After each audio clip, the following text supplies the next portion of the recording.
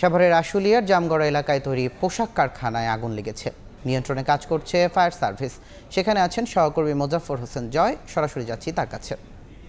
জয়,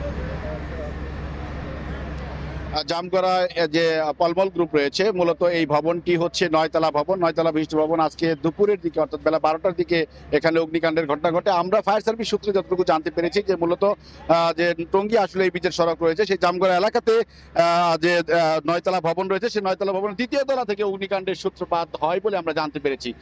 খবর পেয়ে ফায়ার সার্ভিসের প্রথমে রপ্তানি প্রক্রিয়াকরণ অঞ্চল ডিইপিজেড 2টি ইউনিট আগুন নিয়ন্ত্রণের কাজে হাত দেয়। এরপর কিন্তু আজিরাবো মডার্ন সার্ভিসের ফায়ার সার্ভিসের আরো 2টি ইউনিট যোগ দেয়। বর্তমানে কিন্তু ফায়ার সার্ভিসের 9টি ইউনিট এখানে আগুন নিয়ন্ত্রণের জন্য, নির্বাপনের জন্য কাজ করছে। আমরা যতটুকু জানি যে ইতিমধ্যেই কিন্তু আগুন প্রায় 8তলা পর্যন্ত ছড়িয়ে পড়েছে এবং ধোঁয়া উঠতে দেখছেন আপনারা। দেখছেন যে মানুষ কিন্তু যার হাতে যা আছে পাইপ সহ, বিশেষ করে পানির সংকটের কারণে মূলত বোতল দিয়েও কিন্তু মানুষ পানি মূলত আগুন নির্বাপনের চেষ্টা করছে।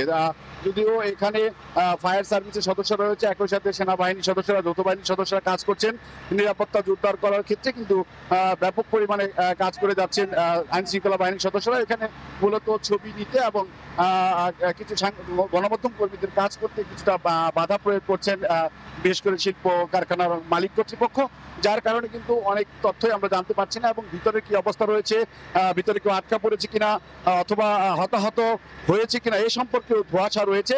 আমরা কথা বলেছিলাম কারখানা কর্তৃপক্ষের সাথে, বিশেষ করে কারখানা কর্তৃপক্ষের পলমল গ্রুপের যে নিরাপত্তা প্রধান রয়েছেন, তিনি আমাদেরকে যখন ছবি নিতে বাধা দিচ্ছিলেন তখন তার কাছে জিজ্ঞেস করেছিলাম যে কারখানায় কোনো শ্রমিক আটকা পড়েছে কিনা এবং একই সাথে হতাহত হয়েছে কিনা। তিনি বলেছেন যে মূলত বেলা 12টার দিকে যখন দোতলায় আগুন লাগে তখন কিন্তু বিশেষ করে দোতলাতে জানিয়ে রাখতে চাই যে গুদামঘর, সেই গুদামঘরে অগ্নিকাণ্ডের ঘটনা ঘটে। এরপর পরে কিন্তু তারা অ্যালার্ম বাজিয়ে দেন। এরপর পর কিন্তু শ্রমিকরা, এখানে প্রায় কয়েক হাজার শ্রমিক রয়েছে, তারা নাকি নিরাপদে নেমে গিয়েছেন বলে আমাদেরকে কারখানা কর্তৃপক্ষ বিষয়টি জানিয়েছে। বিশেষ করে এখানকার যে প্রধান নিরাপত্তা রয়েছেন, দায়িত্বে রয়েছেন, তিনি আমাদেরকে জানিয়েছেন যে মূলত ভিতরে কেউ আটকা পড়ে নেই।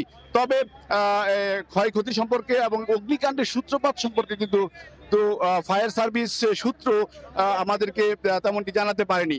এখনো পর্যন্ত আগুন নিয়ন্ত্রণে আসেনি। ফায়ার সার্ভিসের মোট 9টি ইউনিট এই পলমল গ্রুপের আগুন নিয়ন্ত্রণে কাজ করছে বলে আমরা জানতে পেরেছি। তো আশুলিয়ার জামগড়া এলাকায় তৈরি পোশাক কারখানার অগ্নিকাণ্ডের এই ছিল আমার কাছে সর্বশেষ তথ্য। সাভারের পোশাক কারখানা থেকে আগুন নিয়ন্ত্রণের সবশেষ খবর জানছিলাম। আগুনের সবশেষ অবস্থা জানতে চোখ রাখুন সময় টিভির ফেসবুক পেজে।